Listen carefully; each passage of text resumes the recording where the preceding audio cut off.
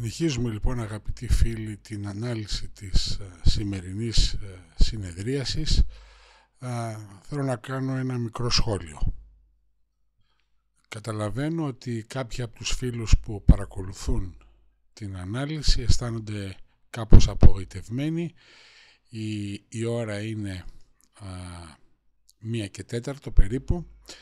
Η μεθοδολογία μέχρι στιγμής έχει κάνει 2 ζημιογόνες κινήσεις και δεν έχει πιάσει αυτή τη μεγάλη κίνηση, αλλά ούτε και αυτή εδώ πέρα, μία κίνηση και αυτή περίπου 20 μονάδων. Προσωπικά δεν έχω κανένα πρόβλημα, γνωρίζω τη μεθοδολογία, γνωρίζω τις δυνατότητές της, τις έχω απεριόριστη εμπιστοσύνη. Όσοι έχετε παρακολουθήσει τις προηγούμενες μέρες τις αναλύσεις, βλέπετε πόσο καλά λειτουργήσε. Υπάρχουν και μέρες βέβαια που η πορεία της αγοράς, ο τρόπος που εξελίσσονται οι τιμές, δεν είναι εύκολο να τις παρακολουθήσει η μεθοδολογία και είτε χάνει κινήσεις είτε έχει ζημιογόνες κινήσεις. Αυτό δεν σημαίνει τίποτα. Κάθε μεθοδολογία παρουσιάζει αυτά τα προβλήματα. Θα δούμε τη συνέχεια, να δούμε τι μας επιφυλάσσει η υπόλοιπη συνεδρίαση. Ας δούμε πού είναι η τάση. Η τάση είναι ανωδική, όπως βλέπετε, έτσι. Έχει παραβιαστεί αυτό εδώ, το high fractal, επομένως έχουμε δικαίωμα με βάση αυτή την μπάρα εδώ να εξετάσουμε long κίνηση πλέον, έτσι. Μέχρι τώρα το high fractal ήταν εδώ και κοιτάζαμε short κινήσεις. Από εδώ και πέρα θα εξετάσουμε long κινήσεις και θα δούμε τι θα γίνει. Το low fractal είναι εδώ κάτω βέβαια, έτσι θα πρέπει η αγορά να φτάσει εδώ κάτω, δηλαδή να κάνει 20 πόντους κίνηση με τα τωρινά δεδομένα για να αλλάξει τάση, εκτός αν κάνει κάτι ενδιάμεσο. Βλέπουμε ότι η αγορά είναι ανωδική. Για να δούμε αυτή η μπάρα εδώ, μήπως είναι setup bar, έχει χαμηλό 1969,75, ενώ εδώ το χαμηλό είναι 1970. Επομένως, έστω και οριακά μπορεί να θεωρηθεί σαν setup bar. Η μορφή της βέβαια μου λέει εμένα ότι μάλλον θα έχουμε και άλλη μπάρα προς τα κάτω χαμηλότερη. Και έτσι είναι, και αυτή η μπάρα έχει την ίδια μορφή. Εδώ έχουμε γύρισμα της αγοράς, αυτή είναι setup bar όπως καταλαβαίνετε. Νέα εσωτερική μπάρα, 2 εσωτερικές μπάρες και πλέον έχουμε εδώ ενεργοποίηση, βέβαια με ένα μικρό gap. Επομένως θα υποθέσουμε ότι μπαίνουμε στο άνοιγμα αυτής εδώ της μπάρας, δηλαδή σε αυτό το σημείο εδώ, έτσι, δηλαδή στο χαμηλό που είναι και το άνοιγμα, δηλαδή στο 1971. Το stop μας είναι εδώ κάτω στο 67 περίπου, έτσι, το χαμηλό αυτής της μπάρας ήταν 67,5, θα μπορούσαμε να το πάμε και λίγο παρακάτω. Εν πάση περιπτώσει 67,71 είναι 4 πόντι. Θα βάλουμε ένα profit target στο 1975, το οποίο βλέπετε είναι και το ψηλό αυτό. Ταιριάζει με το ψηλό αυτό. Επομένως είναι μια καλή θέση για profit target και διαισθητικά, γιατί εδώ είναι πιθανόν η αγορά να βρει κάποια αντίσταση. Αυτή τη φορά πήγανε καλά τα πράγματα, όπως βλέπετε. Πιάσαμε το στόχο μας, έχουμε την πρώτη κερδισμένη κίνηση της μέρας. Αυτό εδώ πια δεν μας χρειάζεται. Το stop μας πάει εδώ στο 1971 για την υπόλοιπη μισή κίνηση, για να δούμε τη συνέχεια. Και εδώ επιβραβεύεται η υπομονή, η πειθαρχία μας και η εμπιστοσύνη μας στο σύστημα.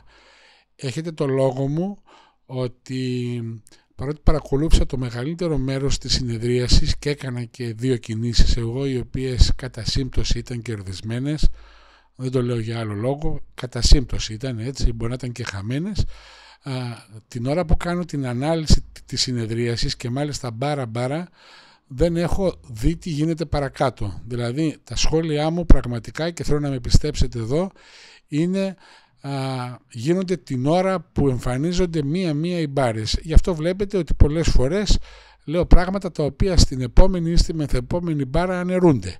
Το έχω υπόψη μου αυτό. Όταν λοιπόν σας έλεγα εδώ πέρα, ξεκινώντας το βίντεο αυτό, ότι να έχουμε εμπιστοσύνη στην μεθοδολογία, θα έχει και ζημιές, θα χάσει και κινήσεις, αλλά μακροπρόθεσμα δεν θα μας απογοητεύσει, είναι μια καλή μεθοδολογία. Το αποδεικνύουν άλλωστε και οι μέχρι τώρα αναλύσεις που έχουμε κάνει. Το πίστευα χωρίς να ξέρω αυτό που θα γίνει εδώ πέρα. Εδώ λοιπόν τι γίνεται? Έχουμε μια πάρα πολύ μεγάλη μπάρα, έχουμε ένα πολύ μεγάλο κέρδος, δεν μπορούμε ακόμα όμως να αλλάξουμε το stop loss. Το stop loss είναι 2 bar low, δηλαδή είναι στο χαμηλό αυτής της μπάρας, το οποίο είναι στο 71-75 και εμείς το έχουμε στο 71. Θα δούμε τι θα γίνει στη συνέχεια.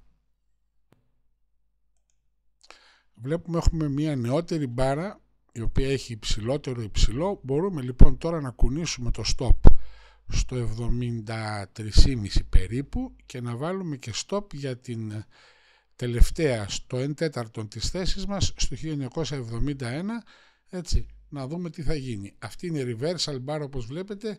Οι πιθανότητες να έχουμε πιο χαμηλή μπάρα εδώ είναι πάρα πολύ μεγάλες. Εάν δεν γίνει αυτό, σημαίνει ότι η αγορά είναι δυνατή.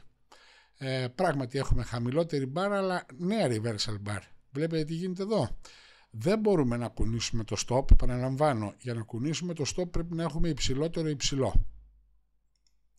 Πράγματι η αγορά πάει καλύτερα, συσσωρεύει, και για να δούμε εδώ το stop είχαμε πει ότι θα είναι στο 74,25 στο 73 περίπου. Το χαμηλό αυτής της μπάρας είναι στο 73,25. Αν θέλουμε να είμαστε ακριβείς, δεν έχουμε στο παριστή.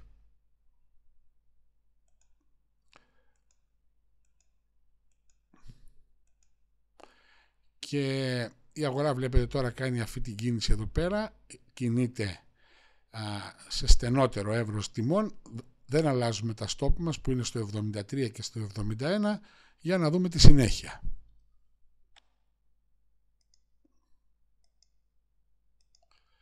Επιτέλους μετά από αρκετή ώρα η υπομονή μας και πάλι ανταμείφθηκε, έχουμε ψηλότερη μπάρα. Επομένως αυτό το stop εδώ πηγαίνει τώρα σε αυτό το σημείο εδώ, ας πούμε στο 80. Το χαμηλό αυτής της μπάρας είναι 81-80. Αυτό εδώ το stop δεν μπορεί να μετακινηθεί ακόμα, θα πρέπει για τρίτη φορά να κουνηθεί αυτό το stop ή να παραβιαστεί για να κουνήσουμε αυτό το stop εδώ πέρα. Δεν ξέρω αν αυτή η μπάρα είναι υψηλότερη, 89, όχι, δεν μπορούμε να μετακινήσουμε το stop. Εδώ όμως έχουμε 89 και 50, άρα αυτό το stop πάει εδώ πέρα, έτσι, στο 85, και αυτό το stop θα μετακινηθεί, θα το κάνουμε στο επόμενο βίντεο όμως γιατί δεν έχουμε χρόνο.